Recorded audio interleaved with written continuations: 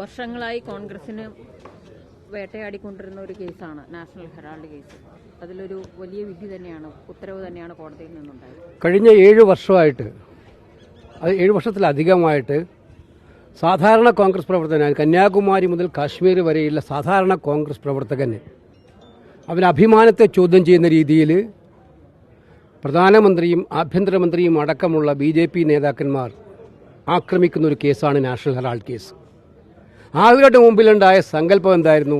സോണിയാഗാന്ധിയും രാഹുൽ ഗാന്ധിയും Mallikarjuna ഖാർഗെയൊക്കെ national Herald കേസിൽ വലിയ അഴിമതി നടത്തിയെന്നായിരുന്നു പ്രചരണം. നിങ്ങൾക്കെല്ലാവർക്കും അറിയപ്പോൾ സിംബിജി വിശദീകരിച്ചു. യങ് ഇന്ത്യ എന്ന് പറയുന്ന കമ്പനി നോ പ്രോഫിറ്റ് കമ്പനിയാണ്. ഒരു പൈസയുടെ അഴിമതി അതിനകത്ത് നടന്നിട്ടില്ല, മൂവ്മെൻറ്റ് നടന്നിട്ടില്ല. ഒരു പൈസയുടെ അസറ്റ് മൂവ്മെൻറ്റും നടന്നിട്ടില്ല. എന്നിട്ടും അവരുണ്ടാക്കിയ പുകമറ എന്താണ്? എന്തോ ഭീകരമായ അഴിമതി നടന്നിരിക്കുന്നു എന്നുള്ളതാണ്. ഇത് നരേന്ദ്രമോദി അധികാരത്തിൽ വന്നതിന് ശേഷം തന്നെ CBI അന്വേഷിച്ച് കേസില്ലാന്ന് പറഞ്ഞ കേസാണ് 2016. ആ കേസാണ് 2021 വീണ്ടും പൊടുന്നനെ രജിസ്റ്റർ ചെയ്ത് കേസെടുത്തിരുന്നത്. നിങ്ങൾ മനസ്സിലാക്കേണ്ടത്, പ്രതികാര രാഷ്ട്രീയത്തിന് വേണ്ടി, രാഷ്ട്രീയ എതിരാളികളെ ഇല്ലായ്മ ചെയ്യുന്നതിന് വേണ്ടി, മോശമാക്കുന്നതിന് വേണ്ടി എൻഫോഴ്സ്മെന്റ് ഡയറക്ടറേറ്റിനെ നിയമവിരുദ്ധമായിട്ട് എങ്ങനെ ഉപയോഗിക്കുമെന്നുള്ളതിൻ്റെ ഏറ്റവും പ്രത്യക്ഷ ഉദാഹരണമാണ് ഈ കേസ്.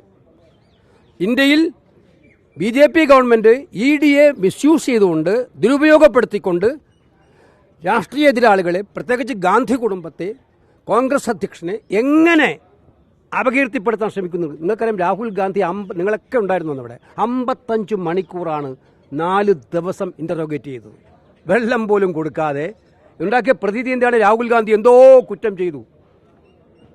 സോണിയാഗാന്ധിയെ, അതുപോലെ കോൺഗ്രസ് അധ്യക്ഷനെ അപമാനിക്കുകയായിരുന്നില്ലേ? ഇൻ്ററോഗേറ്റ് ചെയ്ത് വിളിച്ചു വരുത്തി 4 ദിവസം. ആ കേസാണ് കേസിന് വരാന്തയിൽ പോലും നിൽക്കാൻ പറ്റുന്ന കേസല്ല എന്നുള്ള രീതിയിൽ തള്ളിക്കളഞ്ഞിരിക്കുന്നത്.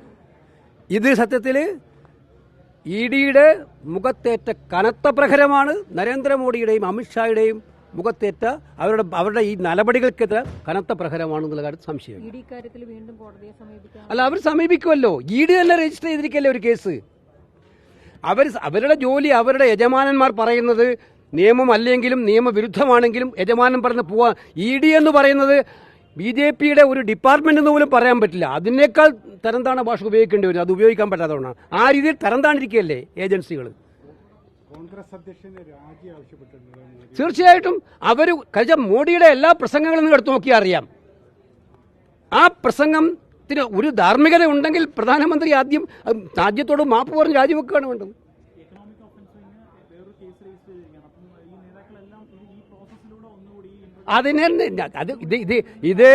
ഇതിപ്പം പാർലമെന്റ് സെഷൻ നടക്കുമ്പോൾ, ഒരു തെരഞ്ഞെടുപ്പ് നടക്കുന്നതിന് മുമ്പ് വീണ്ടും ഇതുണ്ടാക്കാൻ വേണ്ടി കള്ളക്കേസ് ഉണ്ടാക്കിക്കൊണ്ടിരിക്കുകയാണ്.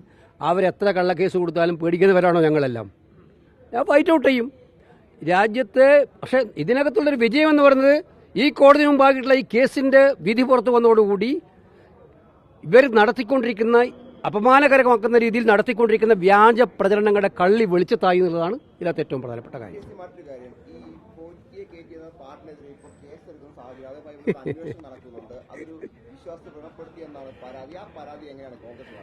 ഇതൊക്കെ അതിനൊക്കെ മറുപടി അറിയിക്കുന്ന കാര്യമാണ്. തെരഞ്ഞെടുപ്പിൽ തോറ്റാൽ തോറ്റതിന് യഥാർത്ഥ കാരണം കണ്ടുപിടിക്കണം. എന്തുകൊണ്ടാണ് തോറ്റത് അത് കണ്ടുപിടിക്കാതെ പല പാട്ട് എഴുതിയ കുട്ടികളെയൊക്കെ കണ്ടുപിടിച്ചിട്ട് കേസെടുക്കാൻ മെനക്കെട്ടാൽ ഇതൊക്കെ പ്ലാൻ ചെയ്ത് ഇവരുടെ എല്ലാ ശ്രമങ്ങളും വീണ്ടും വീണ്ടും കുഴിയിലേക്ക് വീഴുന്ന രീതിയിലാണ്. അത്രേ അക്കാര്യത്തിൽ എനിക്ക് പറയാനുള്ളൂ. ഒരു പാട്ടിന്റെ കാര്യം കൊണ്ട്, ഒരു പാട്ട് കൊണ്ടാണ് ഇലക്ഷൻ ജയിക്കുന്നത്.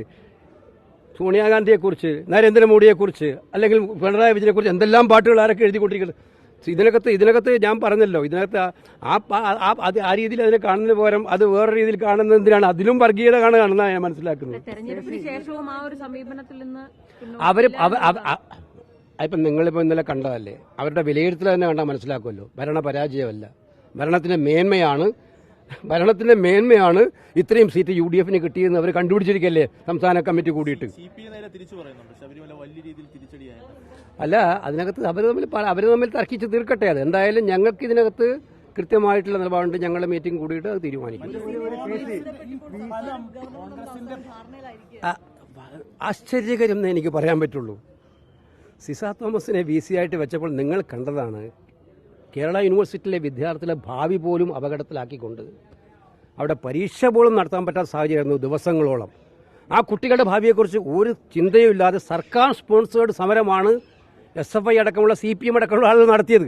അവരെ കയറാൻ വിട്ടില്ല. അവരെ യൂണിവേഴ്സിറ്റിയിലേക്ക് കയറാൻ വിടാത്ത കൊണ്ടുള്ള എന്തൊരു ആരോപണങ്ങളായിരുന്നു അന്നുണ്ടായിരുന്നത്. അന്ന് മുഖ്യമന്ത്രി നേരിട്ട് നയിച്ച പോരാട്ടമായിരുന്നു സിസ തോമസിനെതിരായിട്ട്. അതുപോലെ മിസ്റ്റർ ഗോപിനാഥൻ, രജത് ഗോപിനാഥൻ, അദ്ദേഹത്തെ വൈസ് ചാൻസലറാക്കിയതിനായിട്ട് ഗവർണർ അയച്ച കത്ത് മാധ്യമങ്ങൾക്ക് കിട്ടിയിട്ടുണ്ട്. ഗവർണറുടെ ഇപ്പോഴത്തെ എന്താ ലോക് ഭവന, നേരത്തെ രാജ്ഭവനായിരുന്നു, അവിടുന്ന് കൊടുത്തയച്ച നോട്ട് മാധ്യമങ്ങളുടെ മുന്നിലുണ്ടല്ലോ. ഇദ്ദേഹത്തിനെതിരായിട്ട് എന്തുകൊണ്ടാണ് അദ്ദേഹത്തെ വൈസ് ചാൻസലറാക്കാൻ പറ്റാത്തതെന്ന് കാരണങ്ങൾ നിരത്തിക്കൊണ്ട്, അദ്ദേഹത്തിന്റെ കുറ്റങ്ങൾ നിരത്തിക്കൊണ്ട് ഗവർണർ കൊടുത്ത ഈ രണ്ട് കാരണങ്ങളും ഇപ്പം പെട്ടെന്ന് അപ്രത്യക്ഷമായോ? ഗവർണർ സാങ്കേതിക സർവകലാശാലയും ഡിജിറ്റൽ സർവകലാശാലയും വൈസ് ചാൻസലർമാർക്കെതിരായിട്ട് മുഖ്യമന്ത്രിയും ഗവർണറും കൊടുത്ത പരാതികൾ, ആരോപണങ്ങൾ എന്തുകൊണ്ട് ഇത് ആവിയായിപ്പോയി? അതൊക്കെ ആവിയായിപ്പോയി. പെട്ടെന്ന് 19-ാം തീയതി സുപ്രീം കോടതി ഫൈനലായിട്ട് തീരുമാനിക്കാൻ വരുന്ന മുമ്പേ പെട്ടെന്ന് ഒന്നിച്ചിരുന്ന് ആവിയായിപ്പോയി. അന്തർധാരയുടെ ഭാഗം തന്നെയല്ലേ ഇതും? മോളിൽ നിന്ന് ഡയറക്ഷൻ കിട്ടിയിട്ടുണ്ടാവുമല്ലേ ഇത് തീർക്കാൻ? ഇതെങ്ങനെയും തീർക്കാൻ സുപ്രീം കോടതിയുടെ മുമ്പിൽ വീണ്ടും പോകുന്നതിന് മുമ്പേ ഇത് ക്ലിയർ അല്ലേ? ഇത് ക്ലിയറാണ് അന്തർധാര. അപ്പോൾ ഇത് മനസ്സിലാക്കേണ്ടത് ഇതിനകത്ത് ഒറ്റ കാര്യമുള്ളൂ, ജനങ്ങളെ അവർ വിഡ്ഢികളാക്കുകയാണ്. കാരണം ഇതിനകത്ത് വേറൊരു പോയിന്റ് ഉള്ളത്, ഗവർണറെ പോലുള്ള ഒരാൾ, ആക്ഷേപം ഉന്നയിക്കുന്ന ഒരാളെ, അതും കൃത്യമായിട്ട് പരാതി പറഞ്ഞ ആക്ഷേപം ഉന്നയിക്കുന്ന ആളെ വീണ്ടും നിയമിക്കാൻ ഗവർണർ കൂട്ടുനിൽക്കുകയാണ്, ഭരണഘടനാ തലവൻ. മുഖ്യമന്ത്രി അതുപോലെ തന്നെ. അപ്പം ഇവരുടെ കോംപ്രമൈസിന് വേണ്ടി ഇവർ തന്നെ ഉന്നയിച്ചിട്ടുള്ള ഏറ്റവും വലിയ പ്രസക്തമായ കാര്യങ്ങൾ അവർ ഇപ്പം മൂടി വെക്കുകയാണ് ചെയ്യുന്നത്. Serious things. ഐ തിങ്ക് അത് സ്വർണ്ണക്കൊള്ളയുമായി ബന്ധപ്പെട്ട് വ്യവസായിയുടെ മൊഴി വ്യവസായി പറഞ്ഞ 2017-ലും 2018-ലും ഈ സംഘം ഇതേപറ്റി ശബരിമല സ്വർണ്ണവുമായി ബന്ധപ്പെട്ടുകൊണ്ട് അവരെ ബന്ധപ്പെട്ടിരുന്നു എന്നാണ്. അതായത് മുൻകൂട്ടി തന്നെ ഇതുമായി ബന്ധപ്പെട്ട പദ്ധതികൾ നടത്തിയിരുന്നു എന്നാണോ? അല്ല, അതൊക്കെ അന്വേഷണ SITയുടെ മുമ്പിൽ അവർ കൊടുത്ത മൊഴിയുടെ കാര്യങ്ങളൊന്നും ഇപ്പം ഞാൻ പറയുന്നില്ല. എന്തായാലും വളരെ ഗൗരവതരമായിട്ടുള്ള അത്തരം കാര്യങ്ങൾ ഹൈക്കോടതിയുടെ മേൽനോട്ടത്തിൽ അന്വേഷണം നടക്കുമെന്ന് ഞങ്ങൾ വിശ്വസിക്കുകയാണ്. ഹൈക്കോടതിയുടെ മേൽനോട്ടം കൊണ്ട് മാത്രമാണ് ഈ അന്വേഷണം ഇതുവരെ എത്തിയത്. ഈ ഗൗരവമായ കാര്യങ്ങളൊക്കെ ഹൈക്കോടതി മുമ്പാകെ വരും. ഇതിനകത്ത് തീർച്ചയായിട്ടും ഇതിനകത്ത് നീതി കിട്ടും. അയ്യപ്പന്റെ സ്വർണം കട്ട ആളുകൾക്ക് ശരിയായ ആരൊക്കെയാണോ, അതിൽ ഇൻവോൾവ് ചെയ്ത ആരൊക്കെയാണോ അവരൊക്കെ രംഗത്ത് വരും. വരുന്നത് വരെയുള്ള പോരാട്ടവുമായി ഞങ്ങൾ പോകും. ഈ ജോസ് കെ മാണി വരുവോ? രണ്ടഭിപ്രായങ്ങൾ പറയുന്നുണ്ട്. ഒരഭിപ്രായവും ഇല്ല, ഒറ്റ അഭിപ്രായമില്ല. UDFനെ സംബന്ധിച്ചിടത്തോളം UDFിൽ എന്ത് തീരുമാനിക്കണം എന്നാൽ എല്ലാ കക്ഷികളും കൂടി തീരുമാനിക്കുന്നതാണ്. ഒറ്റപ്പെട്ടവരാരും അങ്ങനെ ഇപ്പം നിങ്ങൾ മാധ്യമങ്ങൾ വന്ന് ചോദിക്കുമ്പം വേണ്ടാന്ന് ആരെങ്കിലും പറയോ, വേണം എന്നാരെങ്കിലും പറയോ, അതെല്ലാം വെച്ച് വാർത്തയാക്കുന്ന അർത്ഥമില്ല. UDFിൽ അത്തരം ഒരു ചർച്ചകളേ നടന്നിട്ടില്ല മുന്നണി വികസനം സംബന്ധിച്ചൊന്നും. അത് UDF ഔപചാരികമായി കൂടിയിട്ട് അവർ തീരുമാനിക്കും. That's all. അല്ല, അതൊക്കെ പാർട്ടിയുടെ മീറ്റിംഗ് ഉണ്ടെന്നേ. പാർട്ടി മീറ്റിംഗുകൾ കൂടിയിട്ടല്ലേ തീരുമാനിക്കാൻ പറ്റുള്ളൂ.